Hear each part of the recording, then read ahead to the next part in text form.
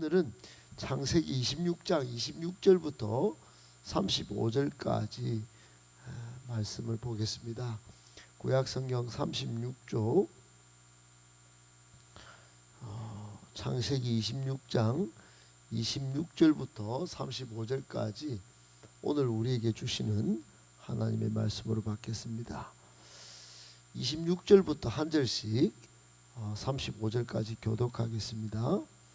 아비멜렉이 그 친구 아우삿과 군대장관 비골과 더불어 그랄에서부터 이삭에게로 온지라. 이삭이 그들에게 이르되 너희가 나를 미워하 나에게 너희를 떠나게 하였고 어찌하여 내게 왔느냐.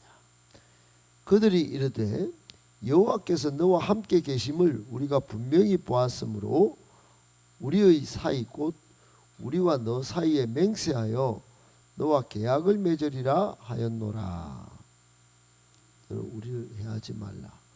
이는 우리가 너를 범하지 아니하고 선한 일만 내게 행하여 내가 평안히 가게 하였습니다. 이제 너는 여호와께 이삭이 그들을 위하여 잔치를 베풀매 그들이 먹고 마시고 아침에 일찍 일어나 서로 맹세한 후 이삭이 그들을 보내매 그들이 평안히 갔더라. 그날에 이삭의 종들이 자기들이 판 우물에 대하여 이삭에게 와서 알리어 이르되 우리가 물을 얻었나이다 하매 세바라 한지라.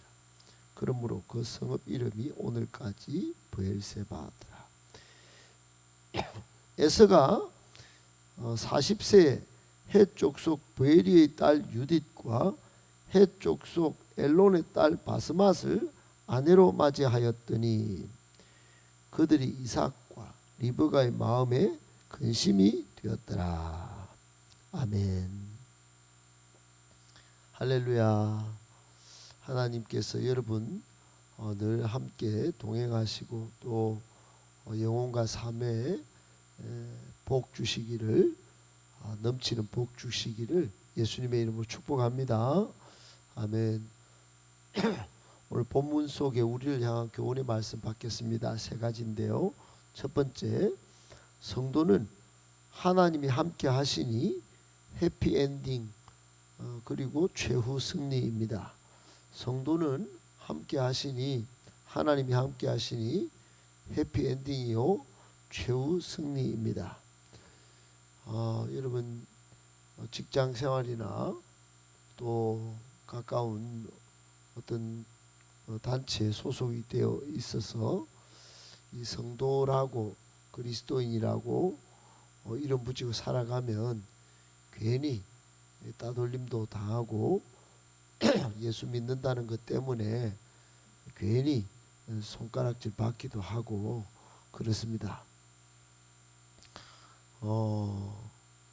우리 교회 지금 건물도 초등학교에 물려 있어서 요 옆에 땅도 물려 있는데 옆에 땅은 그 주인이 아주 이 지역에 땅도 많고 그런데 봉투하고 물려서 거기서 아무리 등기를 보내고 그래도 배째라는 식으로 그렇게 나오는데 우리 교회는 또 교회니까 종교단체니까 좀 함부로 대하는 그런 모습들이 있습니다.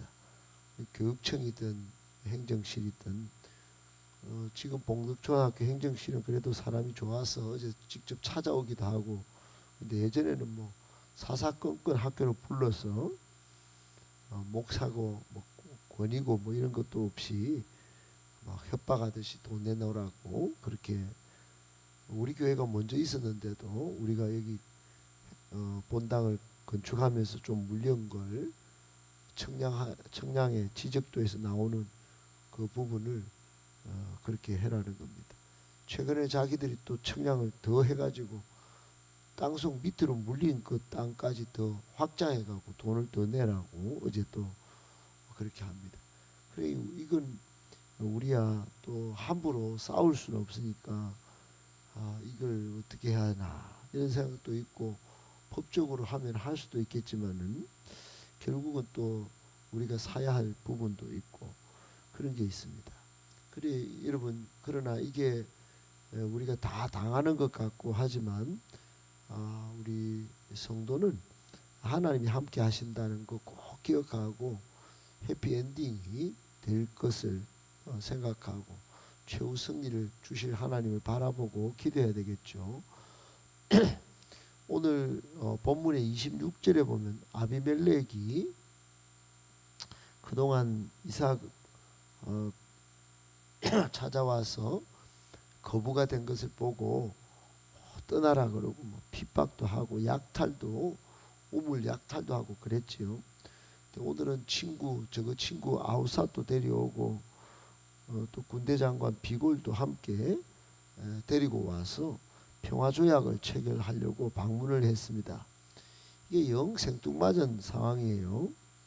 생뚱맞은 상황인 것이 이유가 그동안 아비멜렉과 그 종들이 한 짓이 우리 요 본문 앞에 16절 22절까지 우리가 봤지 않습니까? 떠나라 추방 시기 질투를 해서 추방 명령도 내리고 우물을 팔 때마다 다툼을 일으켜서 약탈을 하고 방해를 하고 그랬던 아비멜렉이 고작 일개 부족장에 불과한 이삭에게 오늘은 얼굴색 싹 바꾸고 평화제약을 제안을 하는 겁니다. 이게 무슨 의미가 있는가?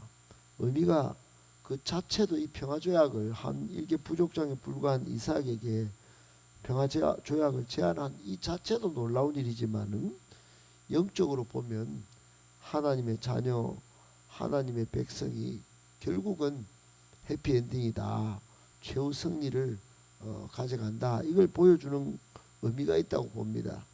여러분, 우리에게 교훈이 이겁니다. 성도는 세상에서 비록 환난을 당하지만 결국 하나님이 함께 하시고 도우심으로 승리하는 것입니다.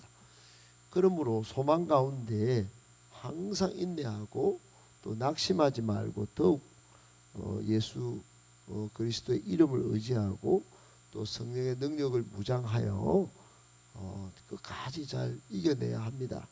꼭 그렇게 하셔서 마침내 우리 영원한 천국에서 최후 승리도 얻고 또 우리의 삶에도 아무리 힘들고 또 공격이 있어도 해피엔딩을 믿고 잘 인내하고 승리하시기를 예수님의 이름으로 축복합니다. 아멘. 두 번째, 우리는 하나님께 복받은 자인 줄 알아야 합니다. 우리는 하나님께 복받은 자인 줄 알아야 합니다. 여러분 27절에 이삭이 이제 아비멜렉에게 이렇게 얼굴색 바꾸고 왔는데 책망을 합니다.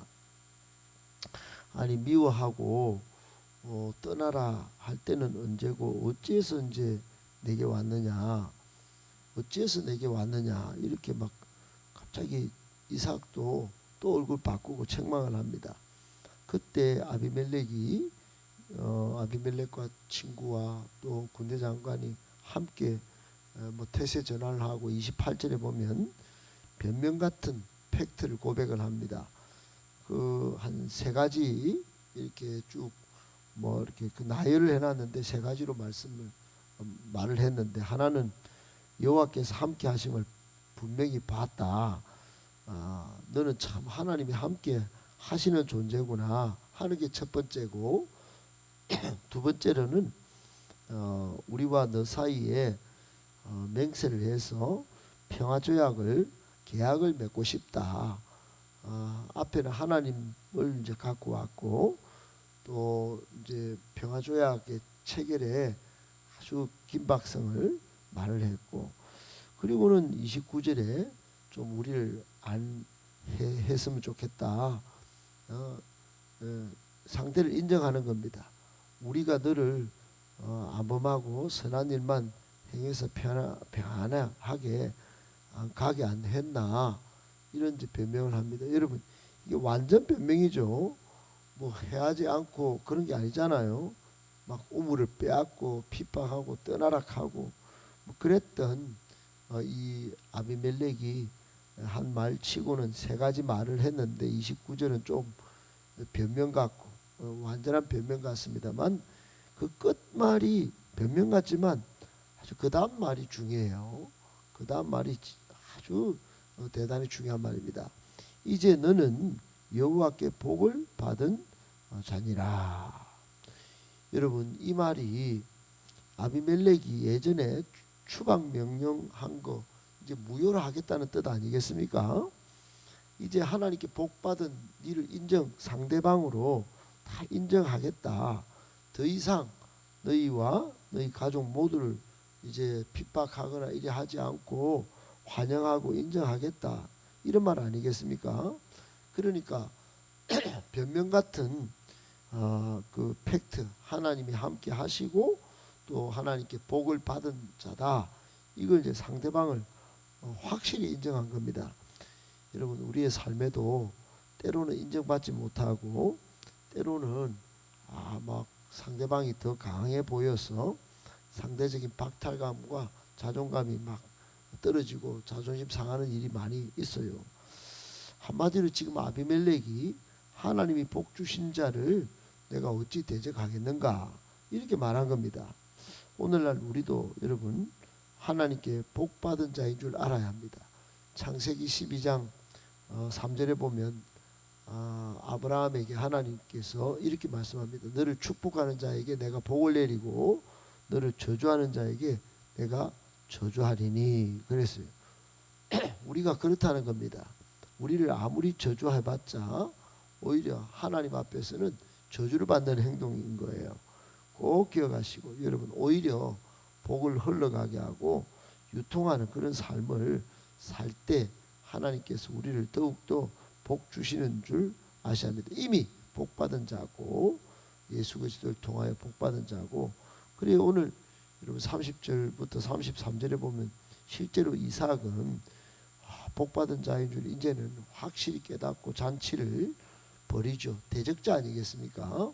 잔치를 벌이고 서로 맹세해서 조약을 맺고 그리고는 새로운 우물 이제 종들이 와서 알려주는데 새로운 우물을 봤습니다. 그 세바라 이름하고 그 성읍을 브엘세바라 해가 지금까지 온다고 하지 않습니까? 축복받은 겁니다. 그러니까 지금까지도 하나님이 함께 하셔서 그 아비멜렉의 입을 통해서 복받은 자인 줄도 인정받고 실제로 복받은 것을 유통하면서 또 환영했더니 조약을 맺어줬더니 이제 또 브엘세바 우물 축복도 또 받고 그렇게 된 겁니다. 여러분 이런 생각이 얼마나 중요한지를 잘 우리가 오늘 교훈받았으니 여호와 하나님께 복받은 자처럼 그렇게 넉넉한 인심으로 살아가실 수 있게 되기를 예수님의 이름으로 축복합니다. 아멘. 마지막 세 번째, 불신 결혼은 우리 신앙과 영적 생활에 치명적입니다. 불신 결혼은 우리 신앙과 영적 생활에 치명적입니다.